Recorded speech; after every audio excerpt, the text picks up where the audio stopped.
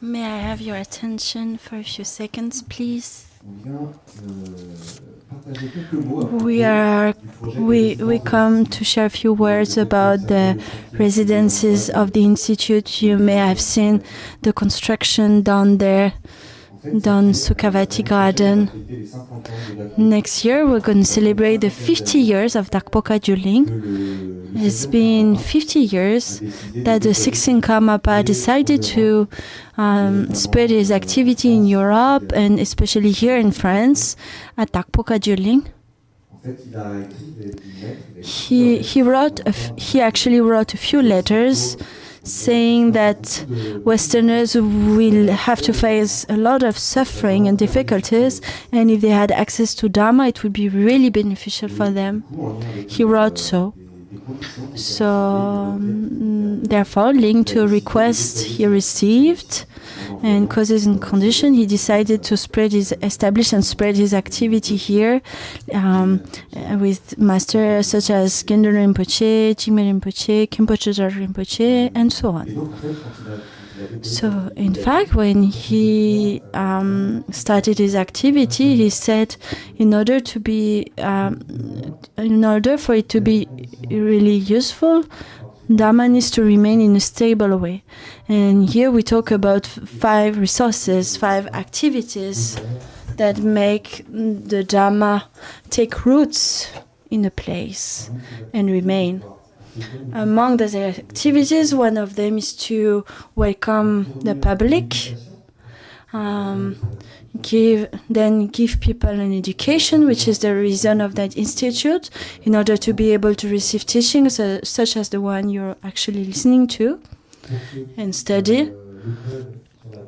For those who can, on the basis of a good education, being able to practice meditation, entering into retreats, so practicing in a more intensive way. And in order to support those different practices, studies, we need a library to store and to preserve text. And we need residencies to host the people who decide to completely engage in that kind of lifestyle. That's the whole object of the residences that are being built at the moment, that are under construction. So you, the public, anyone who wants to live that engagement fully for a few days, a few weeks, a few months, or even for whole life, be able to do it in good conditions, with good conditions. So that project is under construction, the institute residences. So like for the institute here, it is paid with donations and with individual loans. So anyone is welcome. If you need more information. If you want to participate in that project, you are welcome to come. Ask any questions. There is a table here, and Joel will welcome you. And so in that context, we organize guided visits of the construction site. And the construction is supervised by Guillaume. He organizes very nice guided visits where you will learn a lot about the project itself. So we plan for two visits. One is this afternoon at 6 p.m. So the meeting, for those who are interested, will be here at the entrance of the institute. So the meeting time is 5:45, and the visit will be for about 1 hour, so until dinner, basically. And another guided visit will be on Saturday at the end of the teaching, so around 4:40. So one technical condition is to have good shoes. Please don't wear sandals. It may be a bit dangerous. Wear closed shoes. So there can be maximum 20 people per visit. For this afternoon, those who are interested, please raise your hand. If you're interested to visit the construction site this afternoon, please raise your hand.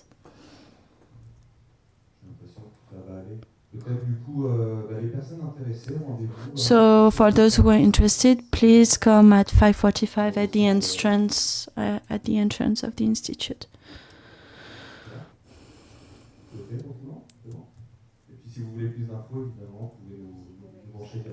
And if you want to talk about it, if you are interested for any more information, please ask Joël or Renan directly. Thanks for your attention.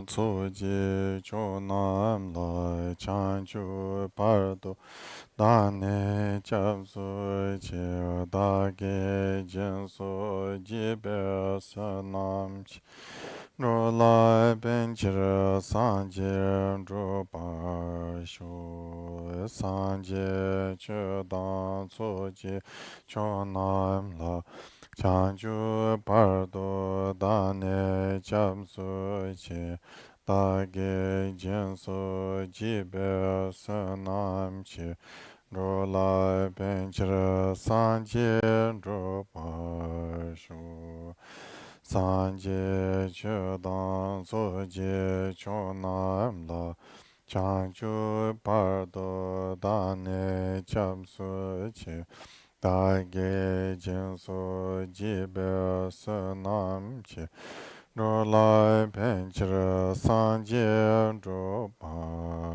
shu Semje tamje dewa tan deve jodan demba church dongara tan dongara je jodan trawa church dongara mebe dewa tamba tan mendrawa church Chadan dan trave tanyom chenpo la neba churche Semje tamje dewa dan de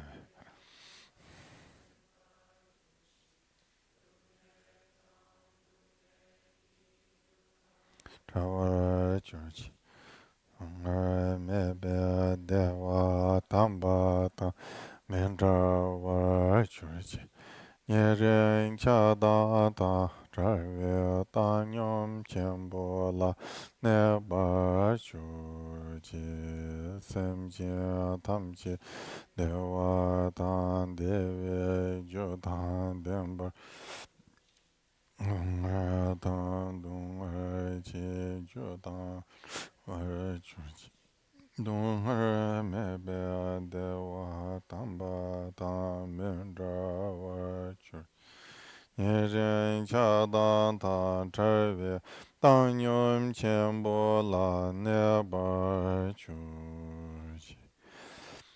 Chomden de jambe yang lai chan tsai lo kange lo dre drim nye chen dre nye dar nam da rab sar ve chen nye tun gun chi jen si je ni je to kar le bam ze kan da si be tsun ra ma ri mun tu ma dong ra che sar Rozo gun la pu jie dar ze yen la zhu jue yang de song zhu dar che zhu niu mo ni long lei jie jia zhu zhu zi qi.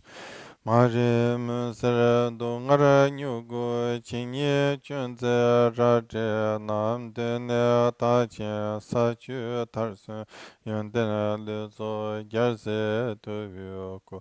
Ju cha ju da ju ni jian zhe da lu mu ser jian bei yang lai de.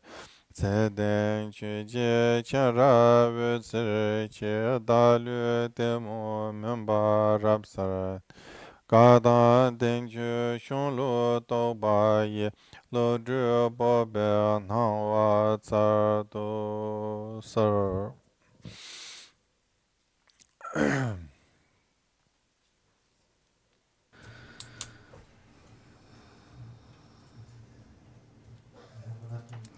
Good afternoon, everybody. We gather again to continue on our subject, the King of Aspiration prayer, excellent conduct, or the King of Aspiration, of activity, of universal good, excellent activity, Samantabadhra. So this morning we talked about we gave a general introduction so that we could understand the great vehicle better. We mentioned and quoted the 4 stanzas attributed to Manjushri about the going beyond the 4 attachments. We saw that the bodhisattva way relies on bodhicitta. So we define bodhicitta. And once bodhicitta is generated,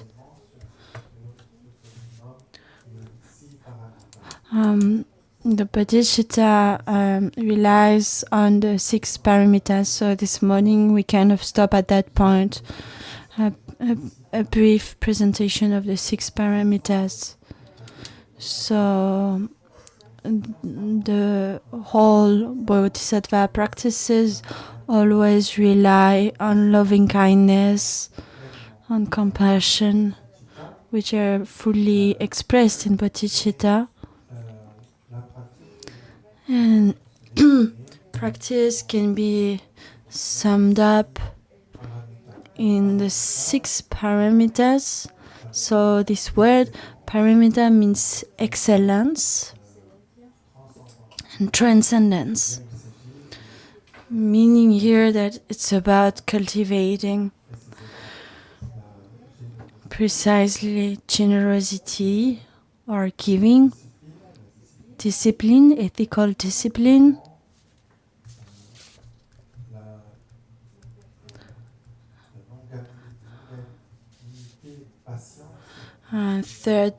thirdly, patience. In Tibetan, it's sepa or shanti in Sanskrit.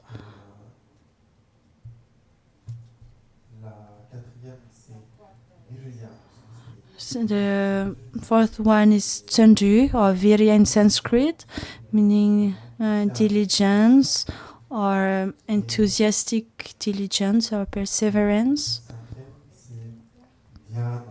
And the 5th one is dhyana, concentration or contemplation, and the last one is prajna, so superior knowledge, or sometimes just translated as wisdom. So those are what we call the 6 paramitas, the 6 excellences, 6 transcendent qualities that are qualities that should be cultivated to their highest degree of perfection, to their highest degree of perfection or excellence.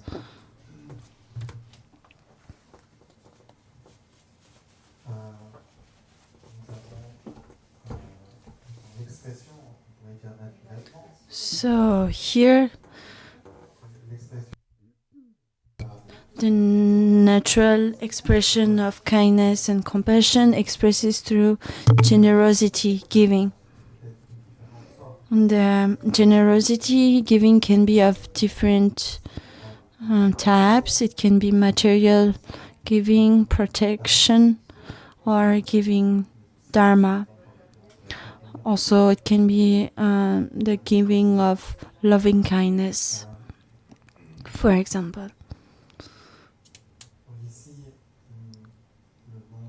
So here, giving is manifested, especially for us, in the framework of that text, by the practice of offering, which is very important here in the Aryabhadra Paritana Raja, the King of Aspiration prayers. And that we'll see more precisely later. So giving is also giving to other sentient beings, to miserable beings who are experiencing great difficulties. Also giving to beings who are harming us, and giving to to those who've been beneficial to us. So giving to our parents, our masters, giving to those who are miserable, like poor people, sick people, people who are experiencing difficulties, those who are harming us, those who are malevolent to us, so those who torture us, those who harm us. All those beings are object of our giving. And then there are sublime objects, high quality beings like Buddhas and Bodhisattvas that inspire us. And generosity towards them manifests as offerings, the offering practice. Here, as you know, because of the ego grasping, the I grasping, there are many cognitive bias, ignorance, different various cognitive bias and illusions that we are cultivating. Where there is no I, we are grasping an I, and because of that grasping, we are grasp mine, even though things are substantially neither mine nor I, but because of the I notion, we grasp an mine, my. So it is difficult to get rid of it. It's difficult to let go of what we think is ours. So here in the giving practice, it is not about rejecting the fact that we can have possession, we can own things, but knowing the best way of using those possessions, those belongings. And to be attached to our possessions, keeping them for ourselves, to not use them, would be like if we didn't have them. Because anyway, we need to let them. However, when we have access to possessions, we have the power to give them, distribute them, use them properly. But if we don't give it away, it's kind of lost already. However, if we have belongings, possessions, and can use them properly, then we can increase our merit, and we are able to help sentient beings. And that framework, giving is a source of wealth, of richness. The one that is generous, the one that offers, will experience favorable conditions. He will be wealthy, content, will experience abundance, fortune, and those things gather for the one who knows how to be generous. There are karmic consequences. The more we are generous, the more we are experiencing generosity, and the more we are able to help other sentient beings. So the bodhisattva is not expecting anything for himself. He's not expecting any good karma, any happiness for himself in the future. He's just doing it just as we practice loving kindness. He's doing it. The bodhisattva manifests so much loving kindness, and the fact of being able to give is completely fulfilling for him. He's giving like freely. He's not expecting anything back.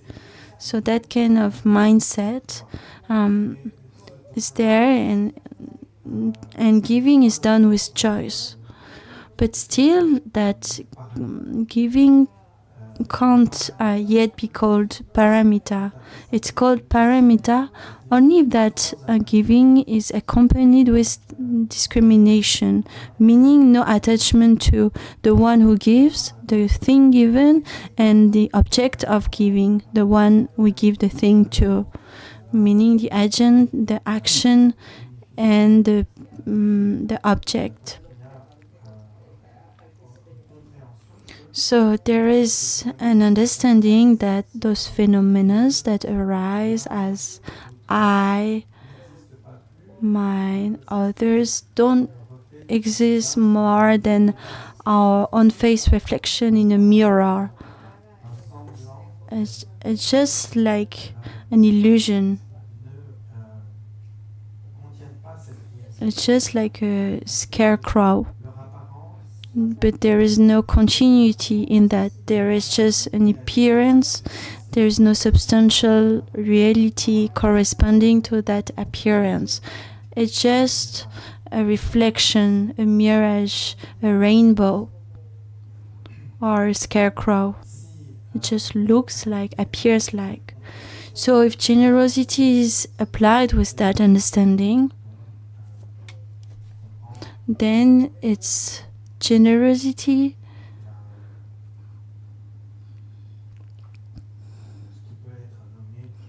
that can be called paramita, because it comprehends wisdom, discernment. But generosity also comprehends other paramitas. The thing given is not something that can harm, so it is endowed with the essence of discipline, as we said before. So it's a conduct that doesn't harm ourselves nor others. It is completely unharmful, non-harmful, and it allows us to really accomplish others' benefit, to truly be able to benefit others. So when we talk about ethical discipline, we can understand it in an ordinary way, meaning avoiding what is negative, controlling our behavior, our speech, our thoughts, dispelling negative emotions or afflictions, negative thoughts. So it's the whole effort of fighting our negative tendencies, the tendencies that harm ourselves and others, tendencies that are expressed through body, speech, and mind, and that are here in our own mind. Another aspect of ethical discipline is to persevere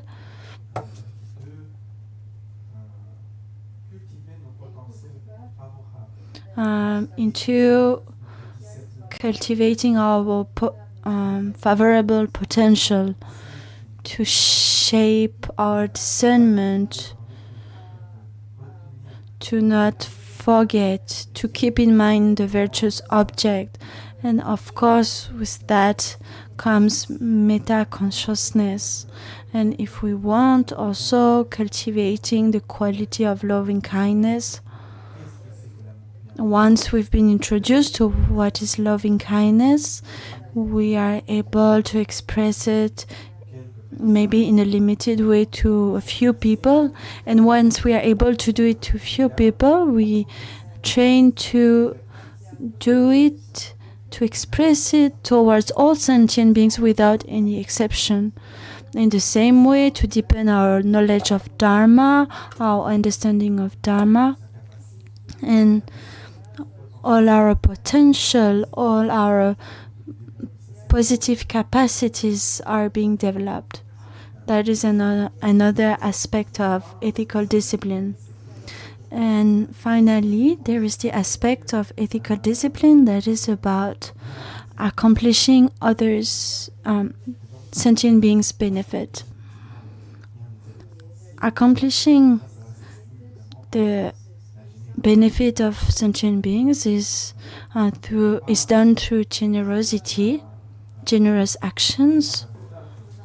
So in here we can see that all parameters are actually gathered in ethical discipline. there is no practice that can be where those 3 points are not: to eliminate defects, accomplishing others' benefit, and that ethical discipline has to comprehend, has to express through generosity, and generosity has to include ethical discipline. Means generosity has to be accomplished without harming anyone. What we do shouldn't harm anyone. What we give away shouldn't harm.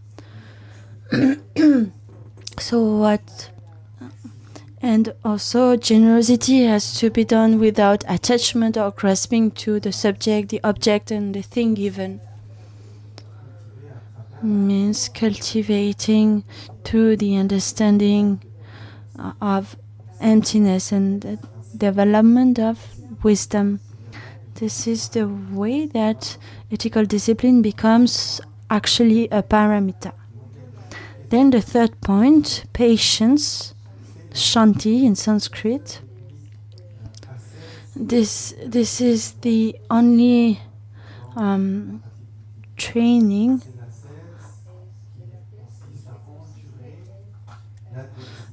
like ascetic practice that is about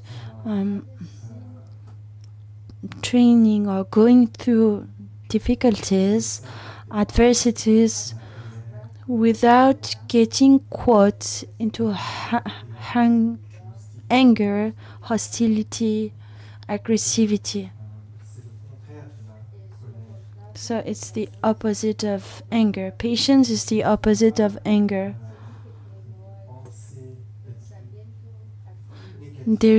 It is said that there is no more negative behavior than hatred. In one instant, the positive karma accumulated in billions of past years are completely destroyed. All our generous, kind actions, all those positive things in our mind stream can be destroyed in one instant of anger. So anger is something really negative. And it is also said that there is no bigger ascetic practice than patience. The real ascetic practice is patience. Means to not grasp any anger, hatred, and being able to completely dispel hatred. So here, in the practice of generosity, we need to be patient, meaning here that when we want to help sentient beings, we will meet a lot of adversities. So our donation, what we give, shouldn't harm others. And it also has to comprehend ethical discipline. And we need to do it without being discouraged and happy by the effort that is required. For example, sometimes when we want to bring something somewhere, we feel we want to give, we want to help, but circumstances are not gathered so that we can really help. And that time we may feel frustrated and happy and satisfied. Others may make obstacles to us. So patient has to be there in that generous action. In the same way, patience has to be there in our ethical discipline. For example, when we have to face hostile people, violent people who insult us, hit us, to not respond with violence to violence. It is a very important aspect of ethical discipline, and it's cultivated through patience. The fact of being able to endure, to persevere in those difficulties, and to not grasp, to not give any space to violence. And then we I have the fourth quality, and there, where patience can be perfected. Here again, there is no I. There is no I truly existing. There is no real action truly existing. Who does the thing? If I really observe, who does the action? There's nothing to be grasped there. There is no subject, no object, nothing truly given. And understanding so is dissipate. The basis of grasping is eliminated, dispelled. Then, if we look at the fourth point, so perseverance, vijaya, or diligence, is the opposite of laziness. That's why sometimes it's translated by diligence, the opposite of laziness. So there are different kinds of laziness, but to say it briefly, it's on one hand the lack of joy or appreciation towards virtue, and so to inactivity, like not being active toward virtuous actions, or it's also on the contrary, to be very attached to non-virtuous activities that appear like diligence. We make an effort, but in real we don't accomplish our own benefit nor others' benefit. There is another aspect to laziness, which is also the lack of courage. Thinking like, the bodhisattva's activity aren't accessible to me. That kind of thought are actually laziness, because we don't fully commit to virtuous activity, virtuous actions. So here, diligence or perseverance is understanding the qualities, the benefits of practice, and the more we understand it, the more diligence comes, develops. We never get tired of practice. We are insatiable towards the qualities we can develop, insatiable towards the knowledge, towards wisdom.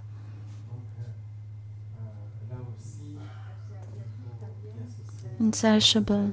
So here again we have to associate it with wisdom. Then we have the dhyana, the next parameter, concentration, or sometimes translated as meditation, which is about mind stability. Mind is not distracted, going everywhere. Mind is free from afflictions. Usually our mind is always under the power of hatred, attachment. So here in the meditation parameter, mind is free from that and is able to remain as long as it wants on one object. And it fully develops the capacity of the mind. Because if mind is not hindered by all those agitation, disturbances, then its capacity to perception, discernment, all those qualities can fully manifest, entirely manifest. When mind is not disturbed, it becomes clear, and its clarity can manifest.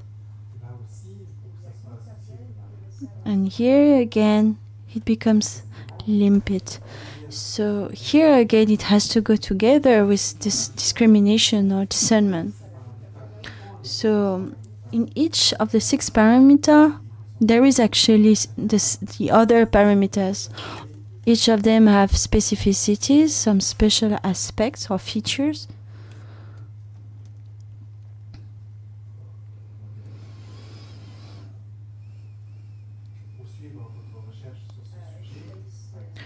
You can deepen your study on that if you want. You can study the parameters.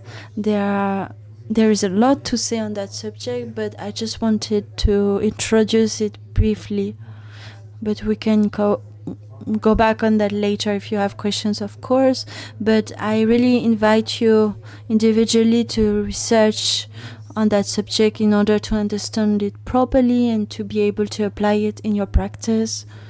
You will find many informations about that in the teachings I gave in the past many times. So it's something, those informations are very accessible for you. So now the heart, or the foundation of practice, is concentration and wisdom. Those are the basis of the whole practice. The other parameters are like auxiliaries: generosity, discipline, patience, perseverance are like auxiliaries together with meditation to wisdom.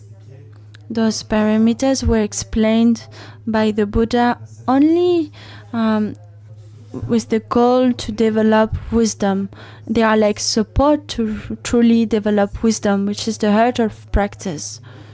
And that wisdom is, of course, joined together with meditation, and then mind stability comes, and on that basis all the progression to enlightenment, obtaining enlightenment, is possible.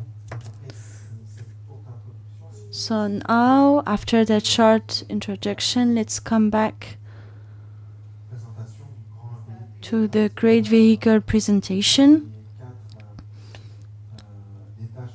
Among the 4 detachments, so concerning our own practice, on one hand, it's very important to go beyond attachment to that life, attachment to conditioned existence of samsara, attachment to I, and also attachment to any grasping, because from the moment when there's grasping, there's no view. It's not observing reality as it is. It's something,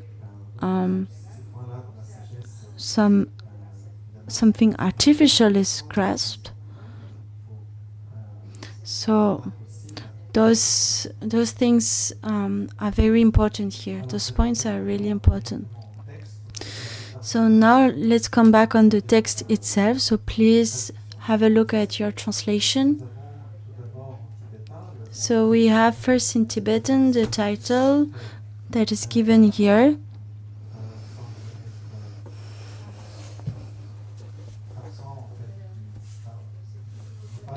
So the title is not in the sutra, as I saw, but it's the title corresponding to those prayers, the prayers that are following.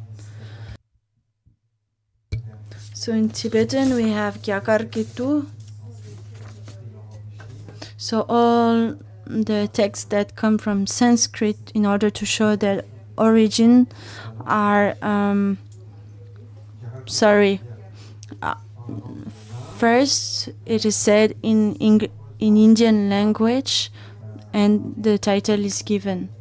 So there were many languages in India. Concerning Buddhism, there were many 2 sources, and before there were many more. So we have 2 Indian language in which Buddhist scriptures are preserved. So the Pali language, which is very important nowadays for the Theravada tradition, which according to Mahayana is mostly followed by the hearer, the Shravakayana practitioners. It is very present in southeast countries such as Sri Lanka, Burma, Laos, Cambodia, and also now it's very present everywhere in the world in different countries. And another language that is Sanskrit language that is especially important in Hinduism and became later on in India a scholar language. So it is in that language that master, Indian master of the past, chose to put Buddhist scriptures, to write down Buddhist scripture, especially Mahayana, the great vehicle Buddhist scripture. So usually the great vehicle Buddhist scripture are preserved in Sanskrit, and it is the language on which most Tibetan translation rely on. So Tibetans were the successors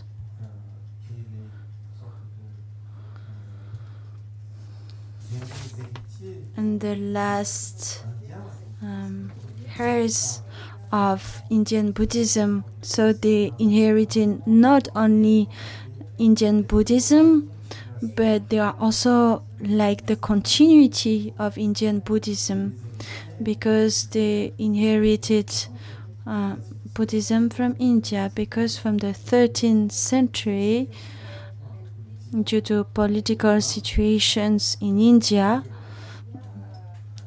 Buddhism faded, disappeared in India. There were, even though there were still small groups of practitioners and accomplished practitioners later on during Taranata's time, or even nowadays. For example, we can find in Nepal an important Buddhist tradition according to the sorry, they are still using Sanskrit language in Nepal, a few groups. So there is a specific Sanskrit, like Buddhist Sanskrit. It's a bit different.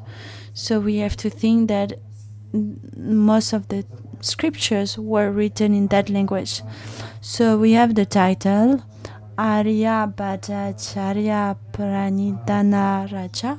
So the term Arya means noble.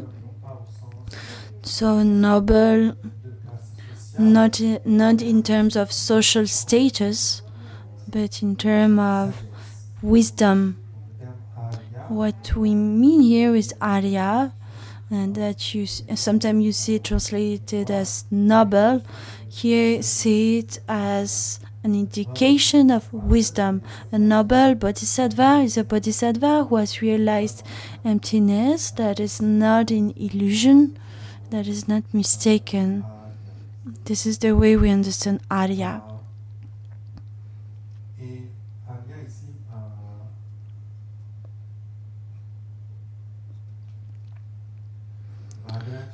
So, Bhadracharya Sambhochepa.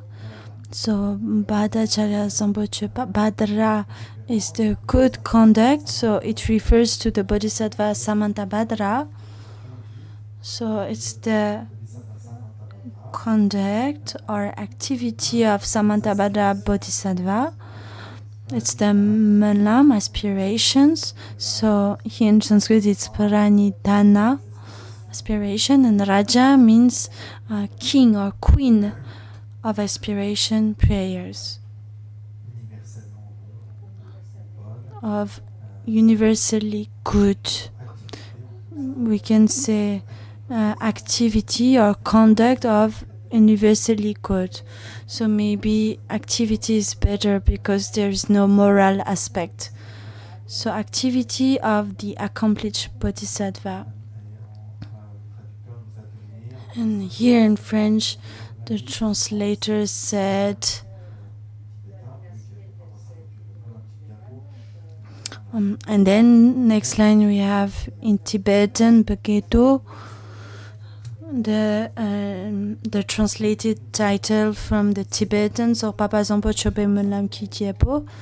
And then we have the first line, Papa Zampo Shunu Jobala Chatelo. I bowed on before the noble youth, Lord Manjushri. So this line is mostly attributed to the translator. Most of Buddhist scripture always start, and especially the commentary, start with an offering or prostration. Here we show respect, we offer respect or we pay homage. So that homage can be addressed to a Buddha, a bodhisattva, or many bodhisattvas. Especially here, the translator decided to pay homage, to bow down before Manjushri, Lord Manjushri, the noble youth Manjushri. So here in Tibetan we have again Pakpa, which means Arya. So I bow down before the noble, and then Jampel Shunu Jopa. So Jampel, Jam means soft, and Pel means glorious. So that's the meaning of Manjushri name. So glorious. Shunur Jopa.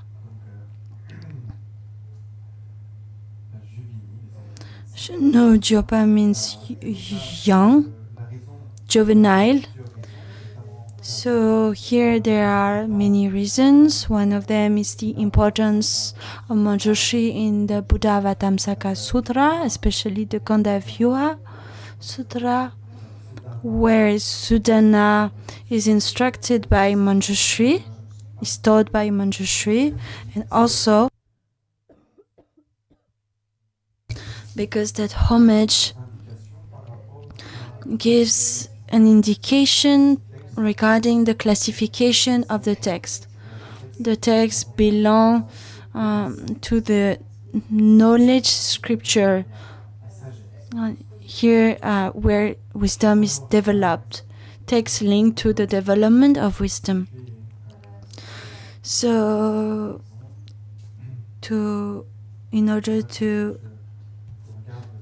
situate the text, so now I'm looking at the commentary by Taranatha. So Taranatha situates the text in the sutra and talks about the framework. He says here the following.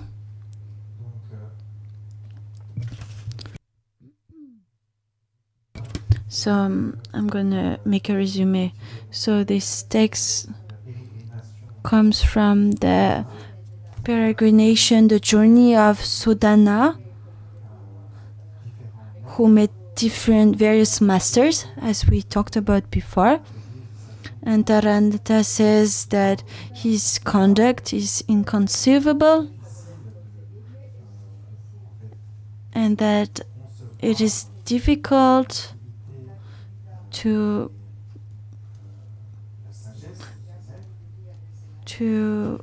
understand the activity of that master, and that he was a bodhisattva who accomplished the great pure accomplished grounds. So he comes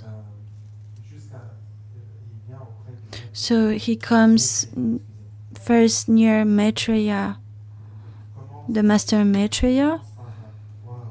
So he starts with seeing the master Manjushri, and then he's introduced to Maitreya. So here Maitreya's instruction are a very important part of Kandavyuha Sutra. It may be the most important part of the text, actually. So you can read it in its translation. And then Sudana is gonna meet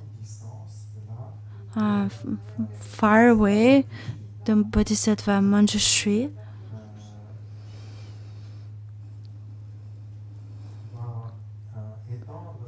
And Manjushri is gonna show his hand and give Sudana blessing. Bless Sudana, and by the power of his blessing, he's going to be able to actualize wisdom, the activity of infinite wisdom. And because of that, he's going to be able to enter Samantabhadra's field or domain. So by the blessing of Manjushri. And there sat on a jewel and lotus throne, diamond jewel throne, is going to turn to the Buddha, the Tathagata Vairochana, who is, as we saw, a personification of Dharmakaya. And he's gonna see directly the great bodhisattva, Chonshu Sempa Sempa Chenpo, Samantabadhra, Kunduzambo. And seeing him, he's gonna observe 2 times 10 marvelous things. So those details can be read in the translation. You can look at it again later. And so being able to directly see Samantabhadra, having the vision of Samantabhadra, is gonna access to omniscience, and that very moment his primordial knowledge is gonna increase infinitely, and he's gonna have the direct vision of the Tathagata Vairochana Tathagata. And in his presence is gonna see all the bodhisattva fields or domains.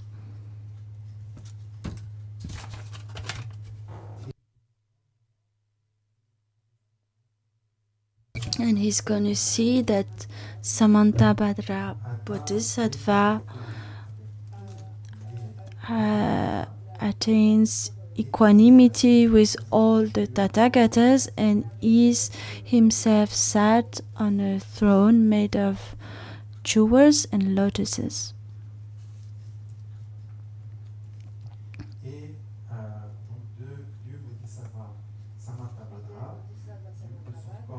So, and then from Samantabhadra's body, from each of his body's door, so inside the body of Samantabhadra Bodhisattva,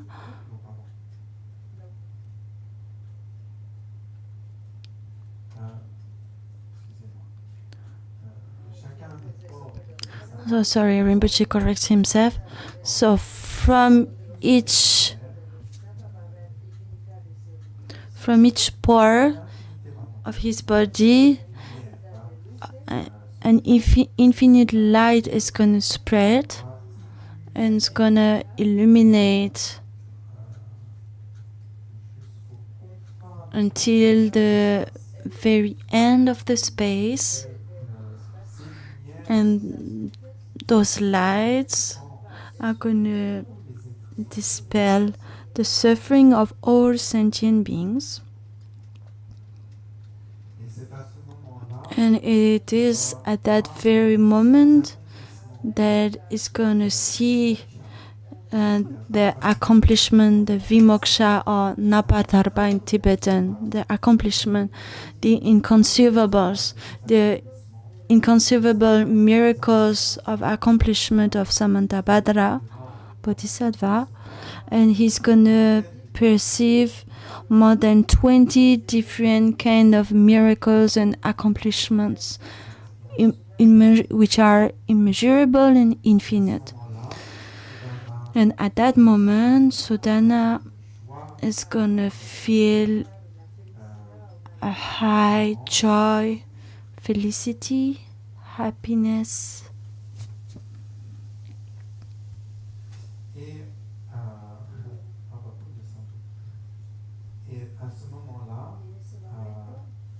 And at that moment, he's gonna observe the body parts of Samantabhadra,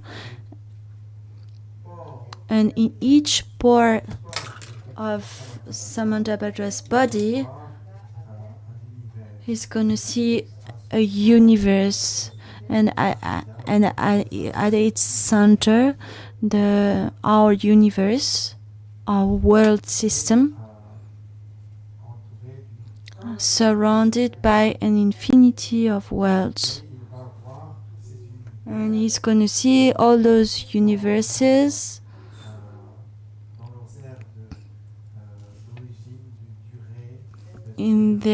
within their own starting, remaining, and decline instantly, and they all see them as a reflection.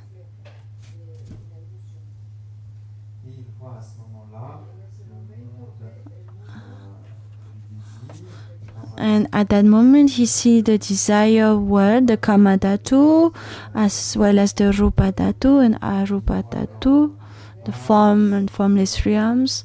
He sees the bases, the beings that are there, the shape of those worlds, the shape of the beings who inhabit those worlds.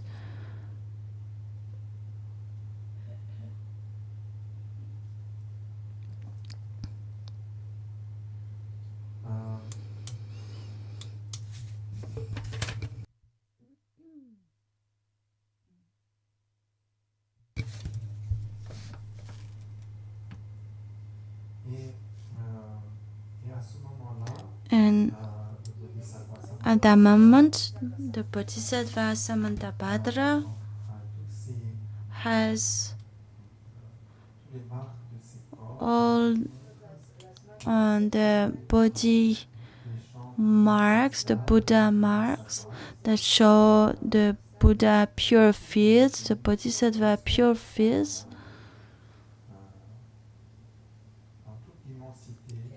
In all their immensity, the whole universe, and it shows them an infinity of pure lands, of pure fields, Buddha pure fields,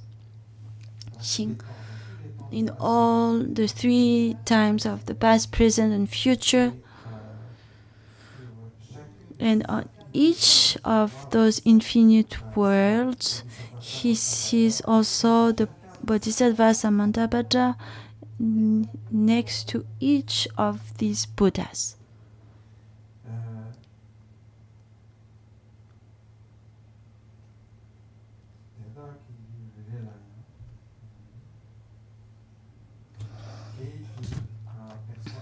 And there he perceives all the objects of knowledge of the 3 times as a reflection.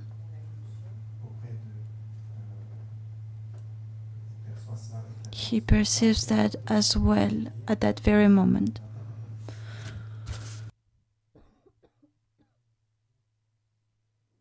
And so you see the immense beneficial activity of Samantabhadra Bodhisattva that he accomplishes for the benefit of sentient beings, that is infinite in the past, present, and future.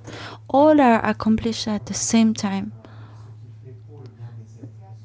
And what he does for the sentient beings' benefit, and also what he does to rejoice the Buddhas. And he perceives as well all the past virtuous activities that he accomplished in the past. And it is at that moment that the Bodhisattva Samantabhadra that is present in front of Vairocana Buddha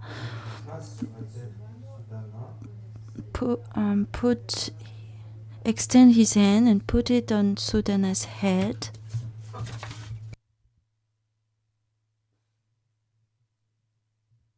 Rinpoche says it's actually a little bit hard to translate.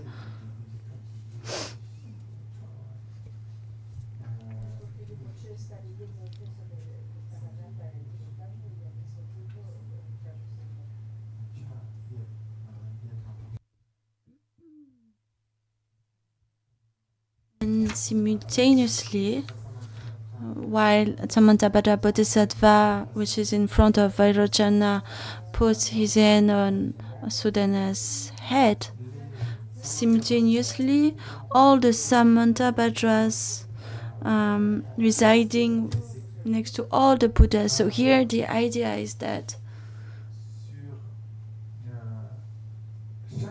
on each and every atom, what perceives here Sudana is that on each atom there are as many Buddhas as there are atoms in the universe, in the whole universe. And each of these Buddhas is surrounded by a multitude of bodhisattvas, and Samantabadhra is one of them. And all these Buddha bless him at the same time. That's the idea here.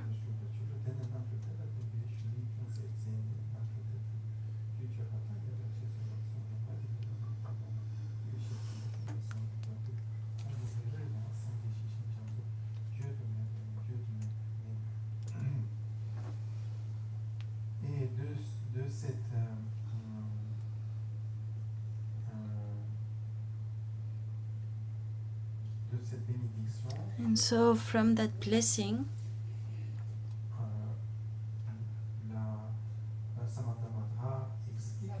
and Samantabhadra explains to Sudana his infinite and immeasurable activity, and he invites him to observe his perfectly pure body, meaning the perfectly pure body of Samantabhadra. And in each pore of Samantabhadra body, Samantabhadra perfectly pure body, he perceives an infinity and uncountable Buddha universe.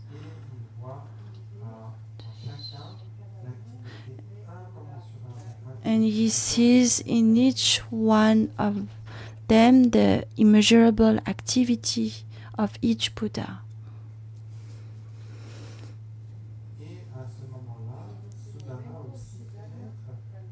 And at that moment, Sudana enters all these different universes and accomplish the activity for all the beings in those universes.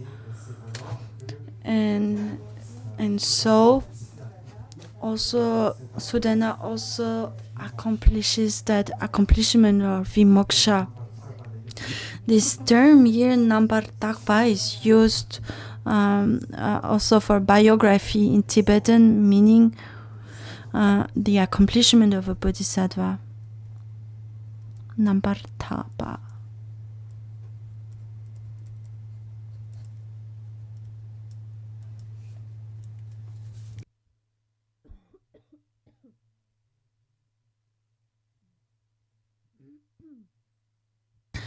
And then after that, Sudana also accesses Samantabhadra's activity, and so he's able to accomplish the benefit of sentient beings and to engage in the bodhisattva activity for eons, for an ocean of infinite eons. So kalpas are translated as eons, right, in English. It's a very, very long time span. It's the time for the creation and dissolution of a whole galaxy. So it's very long time spent. In some texts, it's described quite precisely. Time is described quite precisely with precise numbers. But anyway, it's something we can't conceive. It's so vast. So he's able to enter activity for that kind of infinite duration. So, and he goes from a universe to the other one. So here we are in the infinite immensity. So here it's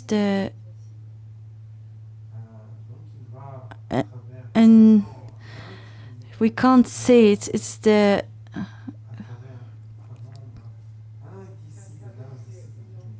so through an inconceivable universe, he's gonna accomplish the bodhisattva's activity.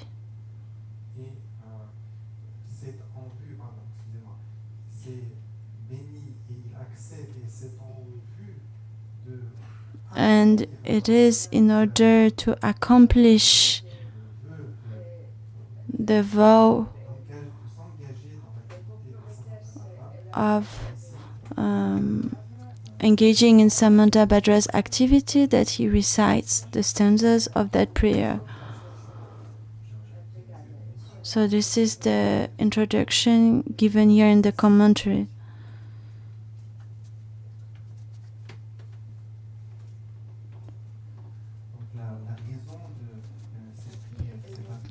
So the reason of that prayer is to purify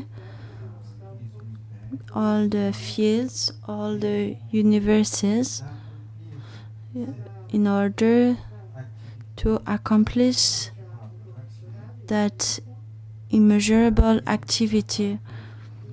It is here in order to be able to here we engage in that recitation, in the recitation of that prayer, in order to ourselves be able to accomplish the same kind of activity.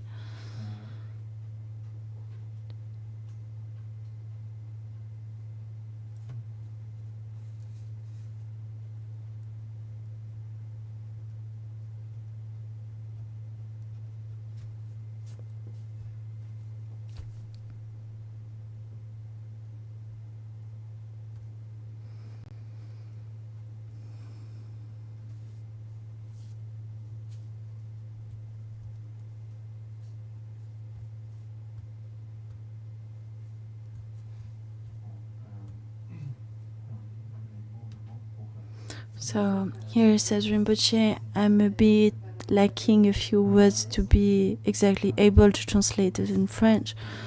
So we recite that prayer so that we be able ourselves also to engage in such an activity.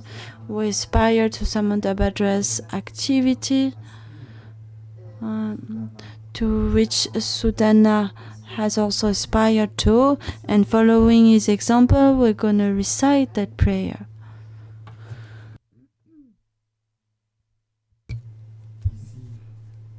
And so here, for kappas and kappas, it's repeated here twice.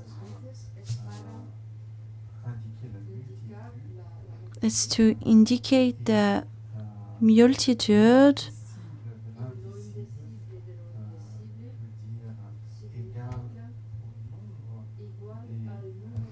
So the indistinguishable or inexpressible of the inexpressible equals the number of atoms, meaning here the sphere of the bodhisattva activity is just the infinite. There is no limit, neither in time or in space.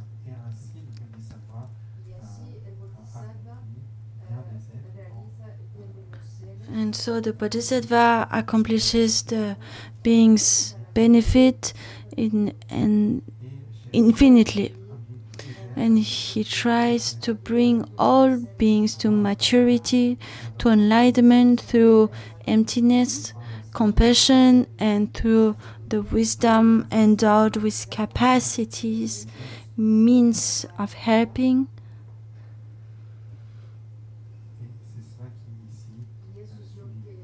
This is what is emphasized here.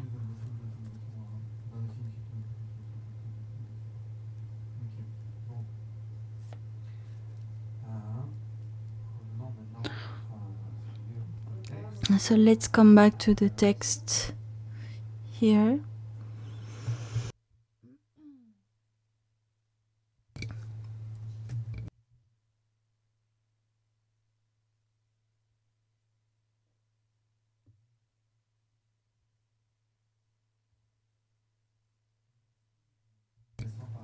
So here it's interesting if we look at the word's meaning. We call it aspirations. One of the title of the text is Samantabhadra's wishes or aspiration prayers. So sometimes we call it because it's the wishes said by Samantabhadra, made by Samantabhadra. It's a way of understanding it. And those wishes are a way of accomplishing his own and others' benefit. And in that way, it is kuntu zampo, meaning universally good, universally excellent. It's universally good because it accomplishes his own and sentient beings' benefit. This is what eliminates all the defects. And in that way, it is perfectly good. It is what is perfectly good is the common name of all Buddhas and Bodhisattvas. It's the reality of all Buddhas and Bodhisattvas. And that aspiration also comprehends and sums up all the activities of bodhicitta, all the bodhicitta activities, all enlightened activities are included within that. It's also the all Buddhas and Bodhisattvas aspirations.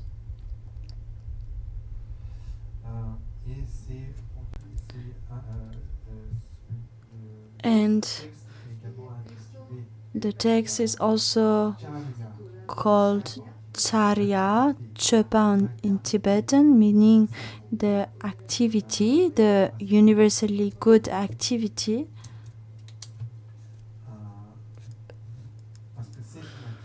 Because it's an universally good activity, or we can understand it another way. It is something that is universally good, and it is also the activity, and in that manner it is an universally good activity.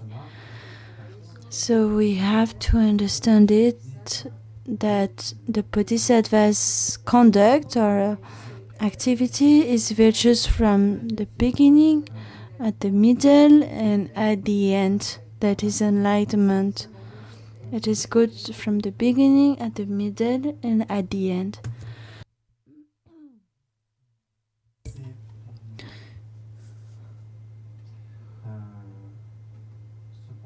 So, so here that point was studied, was seen from the bodhicitta point of view. So where the path to enlightenment starts, according to the great vehicle, the beginning doesn't depend on whether we belong to that or that school of thought, but it starts with the fact that we truly generate bodhicitta. And the mere fact of generating bodhicitta is at that very moment beneficial for ourselves and for others. It's something that is perfectly good from the very moment it is generated, the causal moment. Even though it hasn't given yet its whole fruition, from the very moment it is generated, it has enormous benefits. And anything that expresses bodhicitta that we saw before, for example, when we talked about the paramita, it's something that is entirely good for oneself and for others. And so the final goal of that practice brings us to actualize our own reality, our own original reality that is perfectly free, perfectly good. And also through our aspiration, our activity, we are able not only to realize that activity, but also to actualize the full potential to help others through the perfect enlightenment. So in that manner, bodhicitta is the bodhisattva practice, and it's entirely completely beneficial. So when we take bodhisattva vows, They are, for example, for the aspiring bodhisattva, meaning the bodhisattva who hasn't realized emptiness yet, it is possible to formulate, it is possible to take the bodhisattva vow in different ways with more or less courage. So the level of courage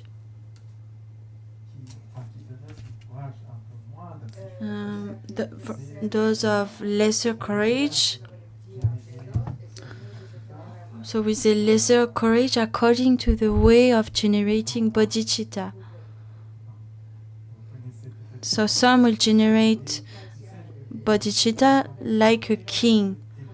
May I become a Buddha in order to benefit all sentient beings. Like a king who wants to reign first to be able to accomplish his subjects' benefit, we generate bodhicitta. That's the highest bodhicitta. Then you have... Oh, sorry, it's not the highest. Then you have the captain bodhicitta. The captain brings his passengers and himself together to the other shore. So it's a thought of realizing, wishing to realize enlightenment, to actualize enlightenment for yourself and other ones at the same time. Then you have the third motivation, which is the highest degree of courage, and is the wish of enlightenment for all sentient beings. And we want to realize full enlightenment only when all sentient beings have been established into enlightenment. It's like the Sherpa's motivation. The Sherpa first bring all his animals to safety before he himself go to safety. So here our motivation is the Sherpa's motivation.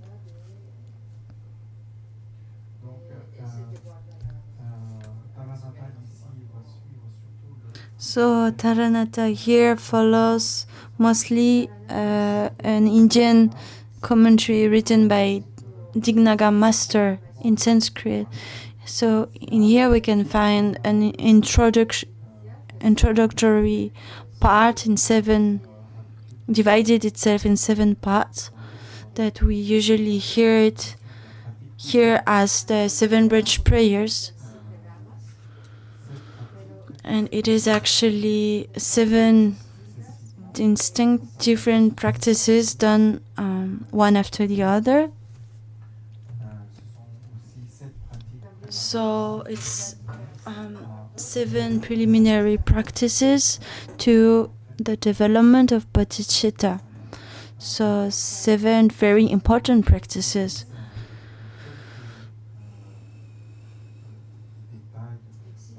There are a few minor variations concerning those practices, by the way.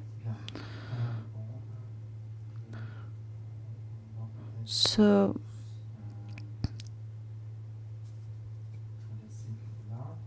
Rinpoche says maybe I'm going to leave it here for today.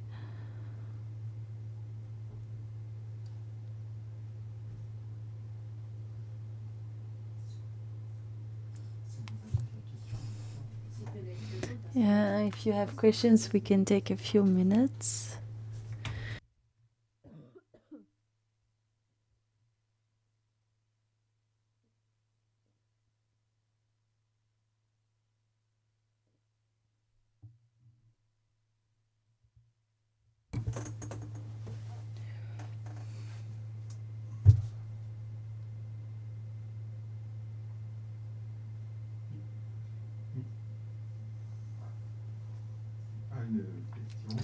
So it's not really a question, it's more an advice request. I'm part of the French Buddhist Union and I am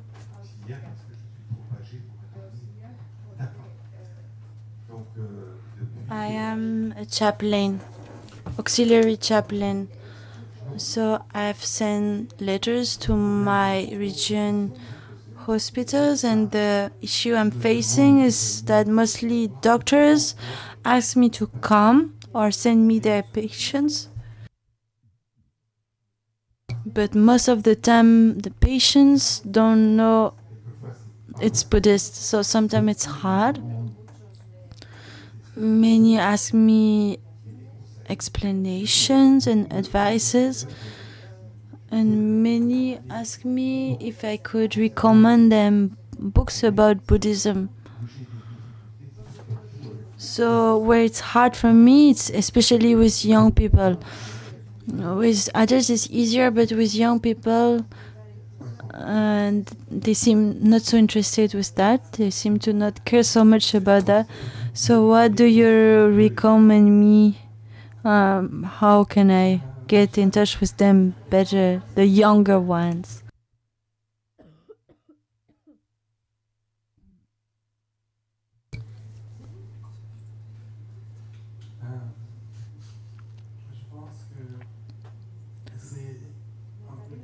So Rinpoche says it's a bit delicate in here. It's hard to put everyone in the same basket. We have to imagine ourselves before we were young. Some time ago, we were young. And what were we preoccupied with at that time? Maybe we were less wise that time. So we can maybe look back to our own experience. We can use our own experience of things. And maybe we can try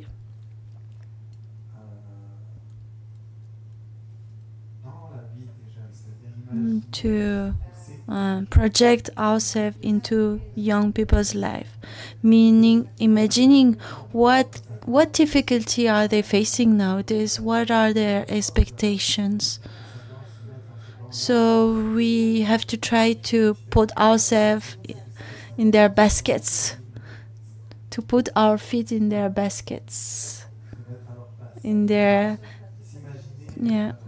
We have to imagine we are the young people, and at that moment we may be able to see the world the way they actually see it, the way they actually live it, and maybe at that time we'll be able to give advices.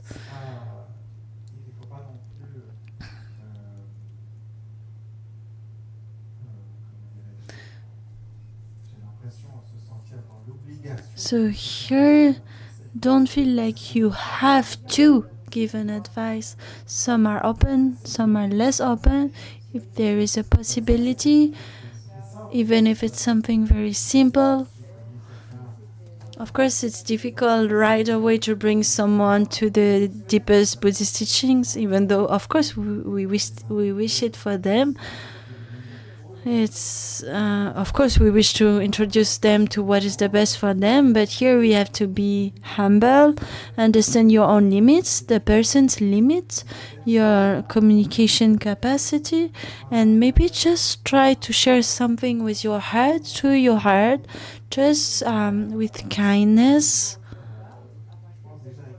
And I think just expressing your kindness, maybe just expressing that can be the best advice. Kindness.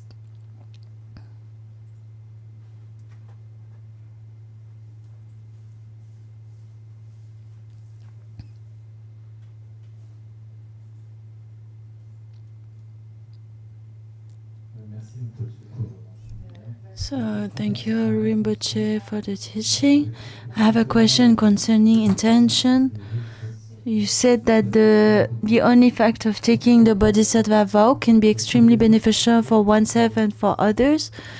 So can you explain here, from a Buddhist point of view, in what intention can be beneficial for others? For myself, I understand, but for others, how can it be beneficial? I don't understand. Is it karma, interdependence? So Rinpoche answers, first, intention orientates your thoughts. and your thoughts condition your relationships to others and the way you relate to others. Ordinarily, usually, when you are I-centered, I interest-centered, others are interesting only in the way how they can benefit us. So just with the egoist intention, we directly have this harmful position to other beings. And just this is harmful for oneself. It's harmful. Why? Because it's a fiction. It's of the nature of illusion, this I grasping. So first, we are ourselves mistaken. And on the other hand, we invite hatred, jealousy, desire, and we can see that when all those states of mind are here, there is suffering, there is pain. So it's harmful for oneself and for others, because from the moment we express that, because of attachment to I and egoism, we always sooner or later express jealousy, animosity, we manipulate others, we have harmful mind. So we see from the intention, from the very intention is harmful. The attachment to I, the I grasping is harmful. Whereas bodhicitta is the whole opposite. It's not, we don't worry anymore for ourselves. It's somehow extraordinary in our confusion. What the bodhisattva wishes, somehow it's extraordinary, because what the bodhisattva wish is something even the people who love us the most couldn't wish for us. Why? Because they couldn't wish it for themselves. Most of us, we are just attached to that very life, and we don't even have the idea of pursuing enlightenment, so we can't wish it for ourselves. While here, bodhisattvas wish it for us. They want our good, modern, we wish it for our own self. So this is a state of mind that is really, really good. Because from the moment bodhicitta is here, we stop to harm others and ourselves, and we start to be a beneficial person or being.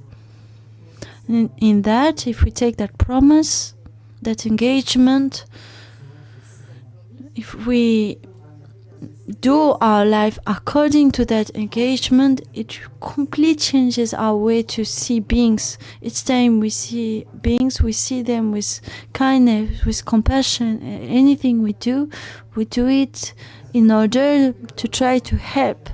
So there is nothing mysterious in here.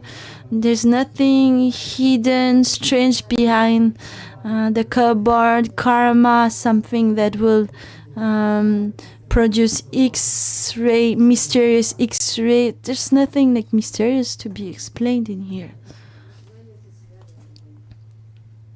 Something that would be a strange karma thing.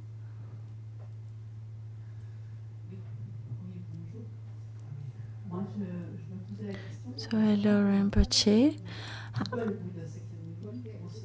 I was wondering how come that Shakyamuni Buddha became a historical Buddha. How come he was the historical Buddha? So it's a question that is beyond my skills. It's hard to say exactly why. So first of all, the words historical Buddha are a new expression. I've never seen it in any Buddhist scripture.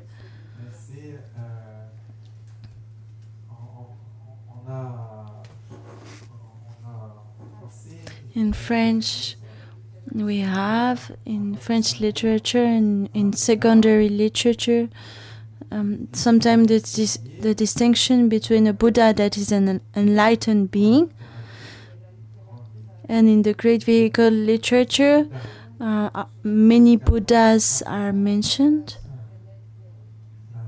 And so,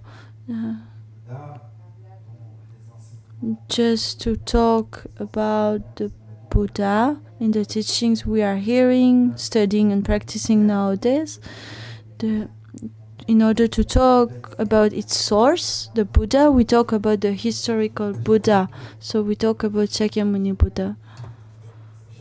So his name is Shakyamuni.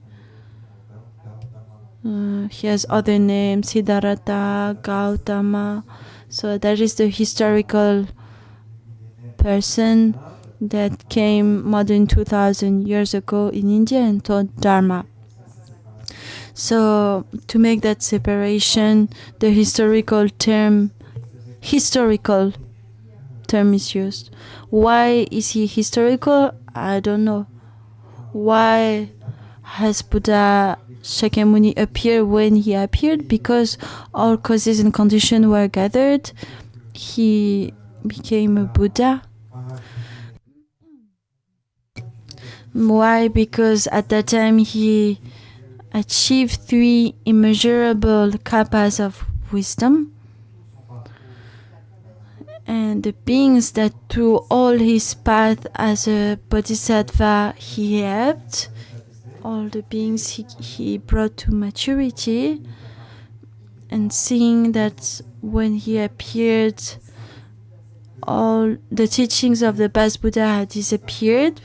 Beings didn't know Dharma anymore, and in order to help them, he manifested in an auspicious place, in a good place, and accomplishing his wishes, his wisdom. Because of his wisdom, he could choose the proper auspicious time where he could be able to teach Dharma.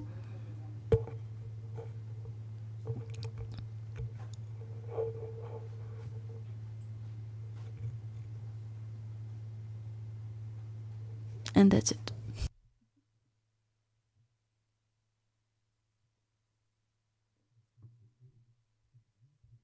Thank you, Rinpoche.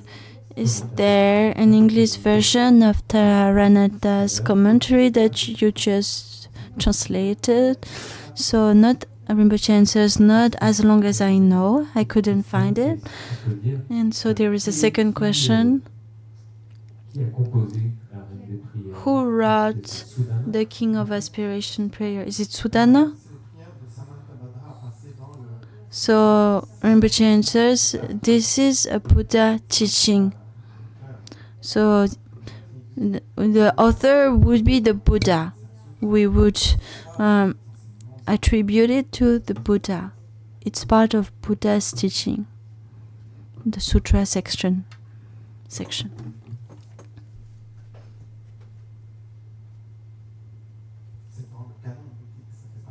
Yeah, it's part of the Kanjo, the Buddhist canon, Buddhist scripture.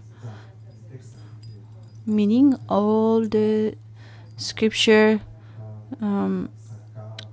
that all the teachings that Buddha gave, Avatamsaka, etc. So thank you everyone for your attention, and I wish you a very good evening. See you all tomorrow.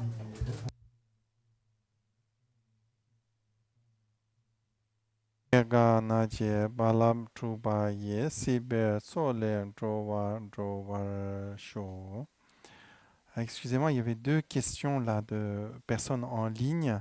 Est-ce qu'il faut les répondre maintenant ou on peut le faire demain peut-être? Demain, ça va? Ok. Bah, je répondrai demain. Excusez-moi, j'ai oublié de...